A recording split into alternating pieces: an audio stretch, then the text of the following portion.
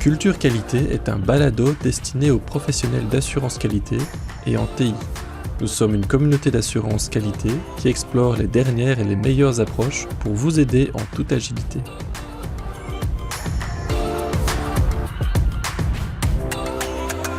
Bonjour, bienvenue parmi nous aujourd'hui à ce nouvel épisode de podcast Culture Qualité.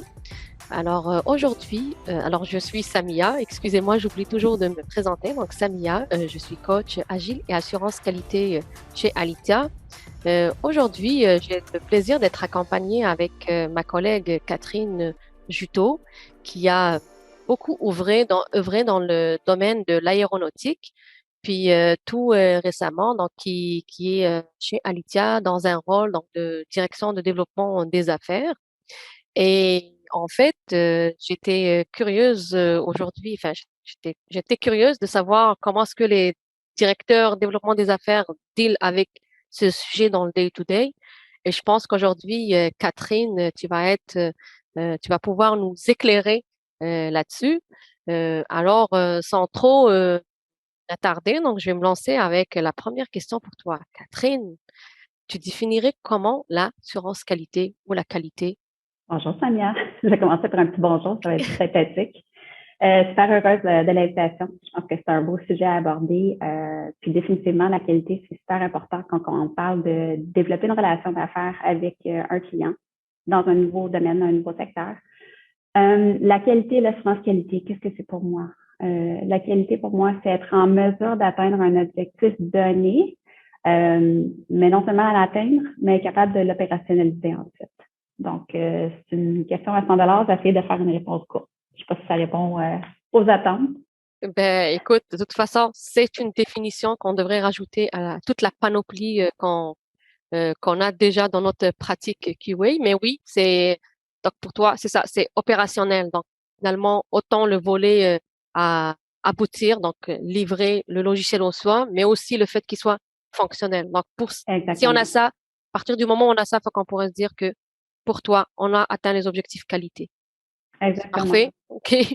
Écoute, ben là, je suis curieuse. Toi, on va dire que tu es dans ton day-to-day, tu es là pour accompagner les clients à définir, à identifier leurs besoins. Puis, je me demandais à quel point, c'est naturel pour un client de venir te dire, Catherine, j'ai un problème au niveau de la qualité. Aide-moi. Oui, c'est une bonne question. En fait, de mon expérience, c'est plutôt rare que le client va venir nous aborder au départ avec la question de qualité. En général, ils vont venir vers nous avec un besoin peut-être, ils ont besoin de compétences, d'expertise X, ils ont besoin de ressources pour les aider à accomplir un projet, ils ont besoin d'une équipe, d'une escouade pour déployer une nouvelle solution, une mise à niveau d'un système, ils ont besoin d'aide pour augmenter la vélocité, ils essaient de contrôler les budgets de développement. Tu sais, j'ai une panoplie de raisons pourquoi les clients vont venir vers moi et vouloir discuter de l'offre de service à l'État. Maintenant, mon rôle, c'est vraiment d'écouter beaucoup de clients, poser des questions, mais comprendre vraiment c'est quoi la raison source de leurs besoins ou de leurs problématiques. Puis souvent, après quelques minutes de jasette avec le client, puis de défrichage, c'est là qu'on va réaliser qu'il y a un petit problème de qualité qui est sous-jacent. Puis ça cause des lenteurs, ça cause des dépassements d'investissement au niveau du développement. On n'est pas capable d'atteindre nos objectifs de développement parce que on est toujours pris dans une roue où est-ce qu'on déploie et finalement c'est pas fonctionnel, on doit corriger. Donc, c'est un petit peu la dynamique que je vois surtout sur le marché en ce moment. OK. Et donc, Catherine, là-dessus, est-ce qu'il y aurait, je dirais des jalons ou des problématiques clés nommées, c'est-à-dire dans le langage du client, qui reviennent souvent, qui te permettent à toi de dire, ah, là, il y a un problème dans les processus d'assurance qualité ou il faut équiper ce client là-dessus. Fait que c'est lesquels qui reviennent souvent puis que tu arrives comme je dirais, à lancer, la canne de pêche là-dessus, pour dire, OK, c'est ça. Mais c'est plus la question de vélocité puis de capacité. Quand je me rends compte que les clients disent, mais j'arrive pas, j'en ai pas assez, on n'est pas capable de se concentrer sur notre roadmap de développement, on est toujours en train de corriger ou d'essayer de rattraper des choses qui ont été faites dans le passé, puis que finalement, après quelques temps, on se rend compte que c'est pas fonctionnel.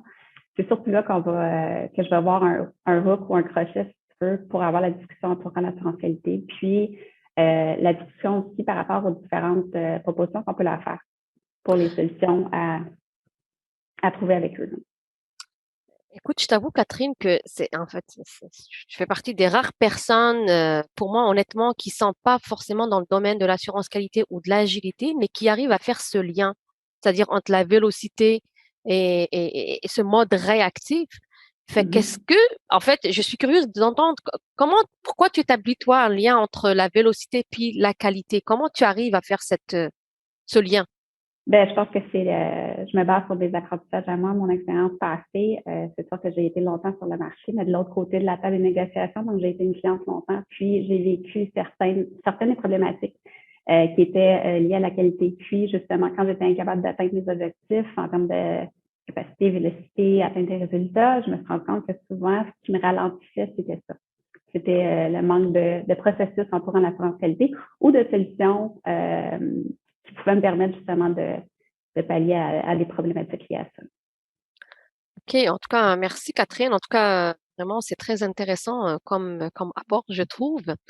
Tu sais, là, l'une des questions aussi qui me viennent à l'esprit, tu sais, je sais qu'il y a tout le travail. Une fois que tu as réussi à identifier le besoin, à convaincre aussi le client que oui, donc c'est ça. Enfin, pour répondre à son besoin, ben, ça va lui prendre des processus ou des services entourant la qualité. Comment tu te sens accompagné, tu sais, pour aller, je dirais, drafter l'offre de service qui répond à sa problématique?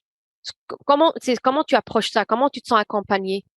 Puis vas-y avec ça, puis oui. C'est bon. En fait, moi, mon rôle, c'est vraiment un rôle pivot. Comme je disais au tout début, je bâtis la relation avec les clients, j'essaie de comprendre la dynamique, qu'est-ce qui se passe de leur côté, c'est quoi les objectifs, comment je peux les aider. Puis à partir du moment où je sais que je devrais me retourner vers la pratique en assurance qualité, c'est sûr que je vais me retourner vers toi, Samia, ou vers Michel, pour aller chercher les bonnes personnes. Fait que moi, je vais exposer à très haut niveau ce que les clients vont m'avoir communiqué à votre équipe.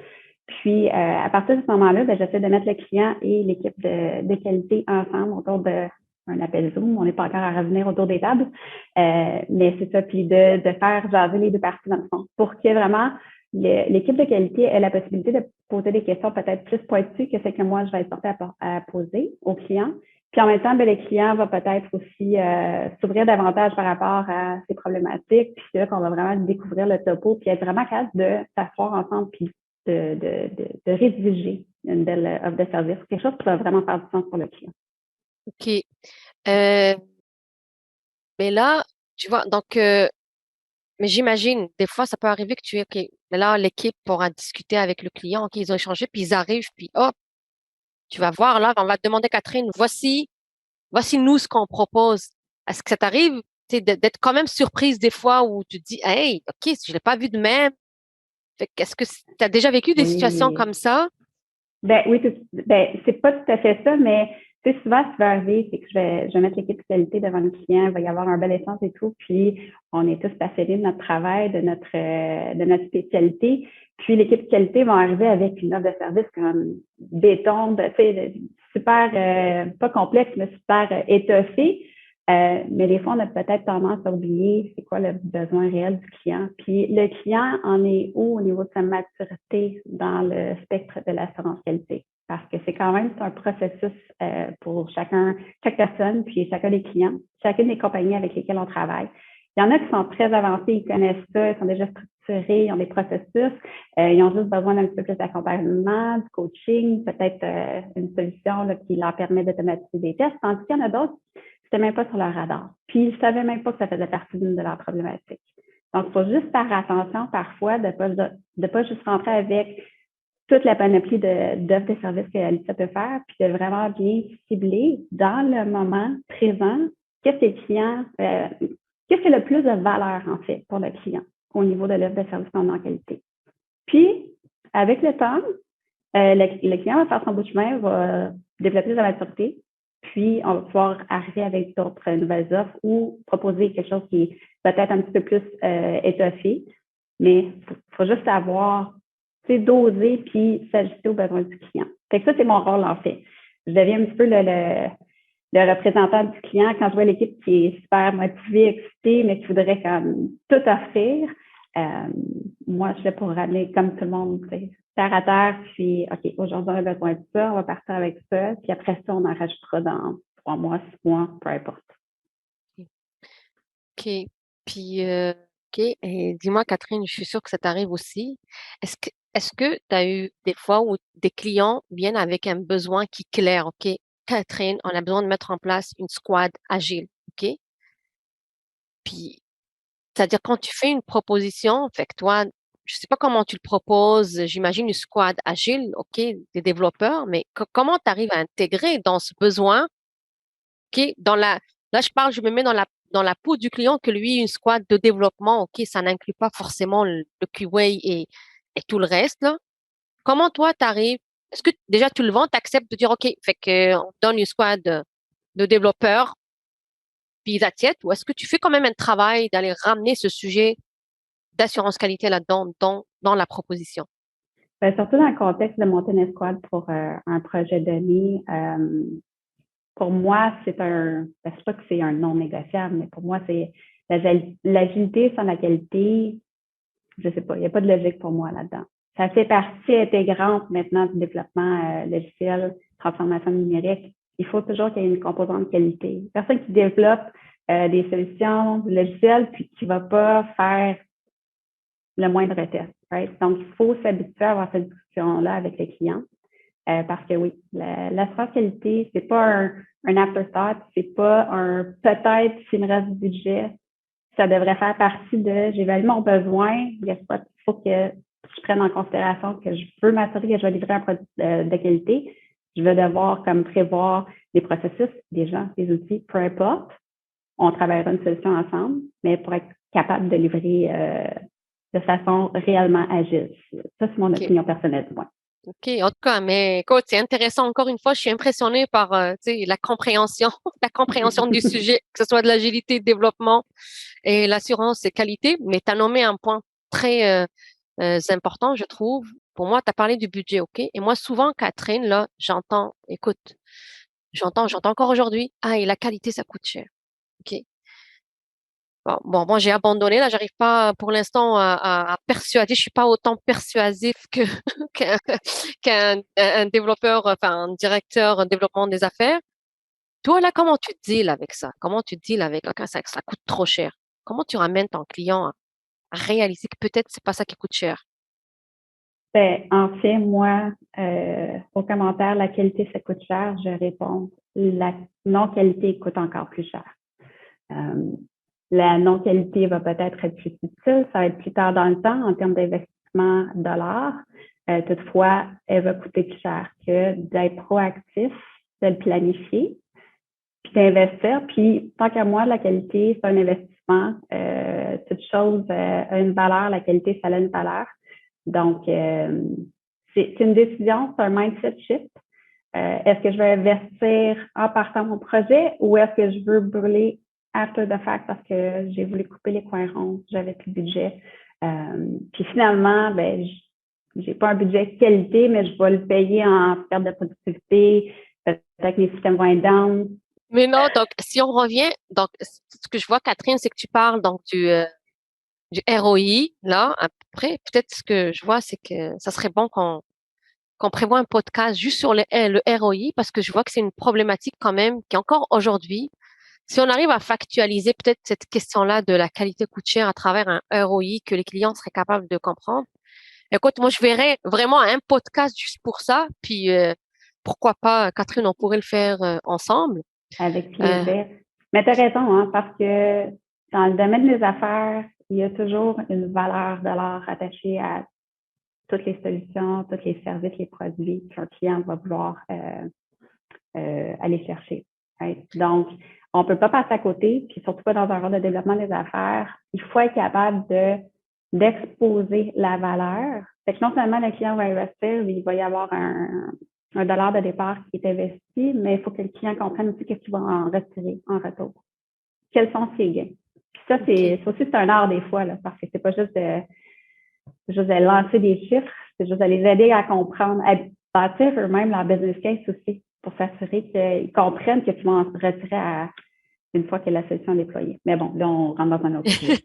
Ben, écoute, Catherine, franchement, je te remercie beaucoup pour d'être venue aujourd'hui, d'avoir accepté l'invitation. Et honnêtement, je trouve vraiment autant tes points, on va dire, peuvent paraître évidents, mais vraiment très bien exprimés et très simple. Et je suis certaine que ça va parler à beaucoup de gens. Du moins, je l'espère.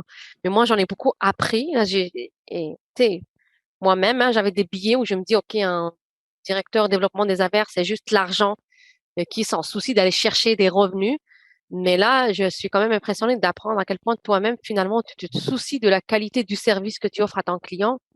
Puis à quel point, encore une fois, la qualité peut finalement fédérer à travers Absolument. l'ensemble des Absolument. besoins des services. Puis écoute, je te remercie, Catherine, encore une fois. Puis je pense que ben on clôt cet épisode aujourd'hui ici, donc nos chers auditeurs. Merci de votre écoute.